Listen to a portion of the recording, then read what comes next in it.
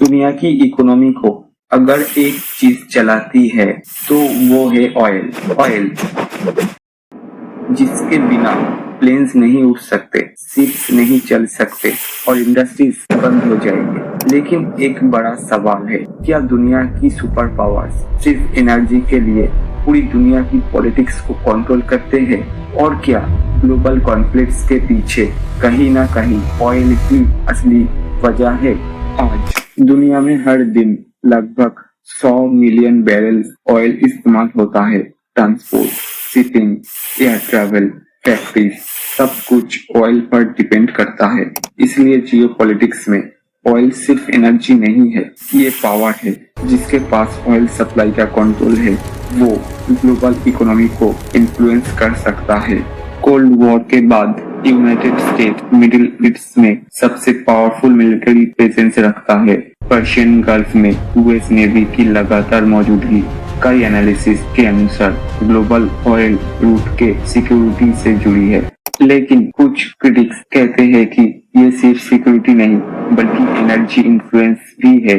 अगर दुनिया के ऑयल रूट स्टेबल रहते हैं तो ग्लोबल इकोनॉमी भी स्टेबल रहते हैं। 1970 के बाद अमेरिका ने अपने फायदे के लिए एक नया सिस्टम लाया, पेट्रो डॉलर सिस्टम। मतलब दुनिया का ज्यादातर ऑयल यूएस डॉलर में ट्रेड होगा। इससे क्या हुआ, दुनिया को ऑयल खरीदने के लिए डॉलर की जरूरत पड़ी और इससे यूनाइटेड स्टेट्स की करेंसी ग्लोबल पावर बन गई। कुछ एनालिसिस्ट का मानना है कि अगर कोई कंट्री डॉलर सिस्टम से बाहर जाने की कोशिश करे तो वो जियोपॉलिटिक्स में प्रेशर का सामना करता है। जैसे कि सद्दाम हुसैन ने ऑयल को यूरो में बेचने की कोशिश की थी और उसके कुछ सालों बाद इराक वॉर शुरू हुआ। क्या कहे कि अमेरिका ने जानबूझकर शुरू किया। 2003 एक जंग शुरू होता है जिसे दुनिया को बताया गया सिक्योरिटी के लिए, टेररिज्म के खिलाफ और वेपन्स ऑफ मास डिस्ट्रक्शन को खत्म करने के लिए।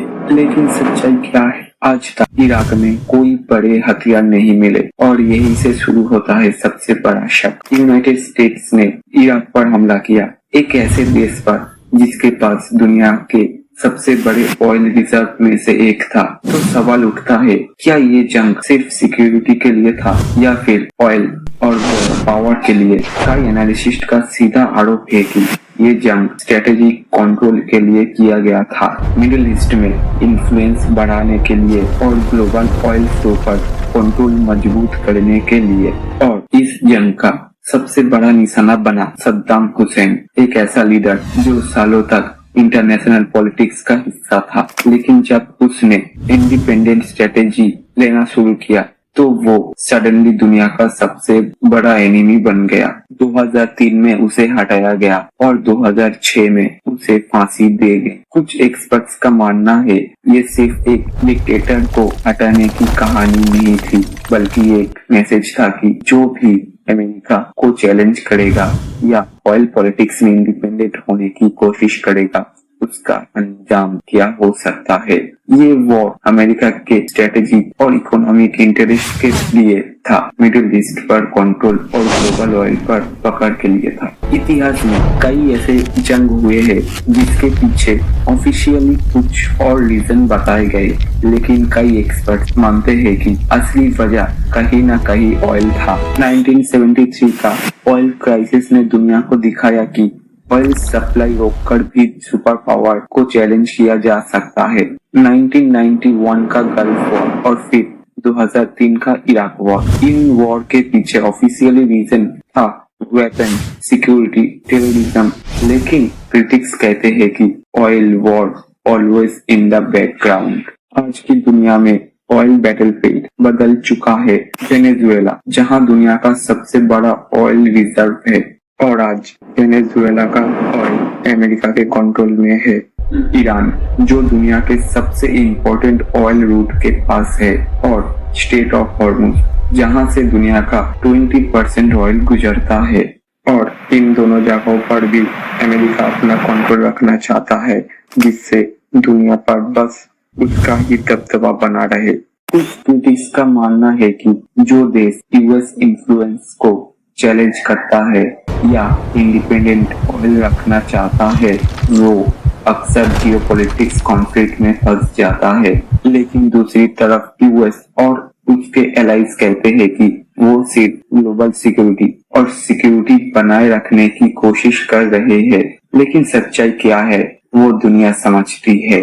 अब बात करते हैं उस देश की जहां इस जंग का असर सीधे लोगों की जिंदगी पर पड़ा, इंडिया। 2026 में यूएस, इसराइल और ईरान के कॉन्फ्लिक्ट के बाद एक बड़ा क्राइसिस शुरू हुआ।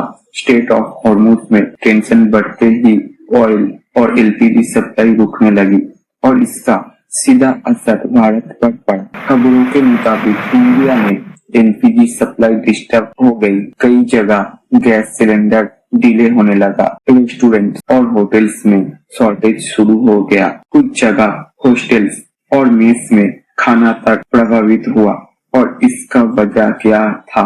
मिडिल ईस्ट कॉन्फ्लिक्ट, जिसकी वजह से ऑयल और gas tankers straight of Hormuz में फंस गए। इंडिया अपनी एलपीजी का बड़ा हिस्सा इंपोर्ट करता है और जब सप्लाई चेन टूटती है तो असर सीधे पड़ता है हमारे आपके किचन पर। यानी हजारों किलोमीटर दूर लड़ा जा रहा एक जंग हमारे आपके चूल्हे तक पहुंच सकता है। यही है जियोपॉलिटिक्स की असली ताकत। तो सवाल ये नहीं है कि जंग कहाँ हो रहा है, सवाल ये है उसका असर हमारे आपके घर तक कब पहुंचेगा। और शायद इसीलिए आज दुनिया पूछ रही है कि oil the real reason behind global power. और आज अमेरिका फिर से ईरान के साथ वही कर रहा है जो सालों पहले उसने इराक के साथ किया था।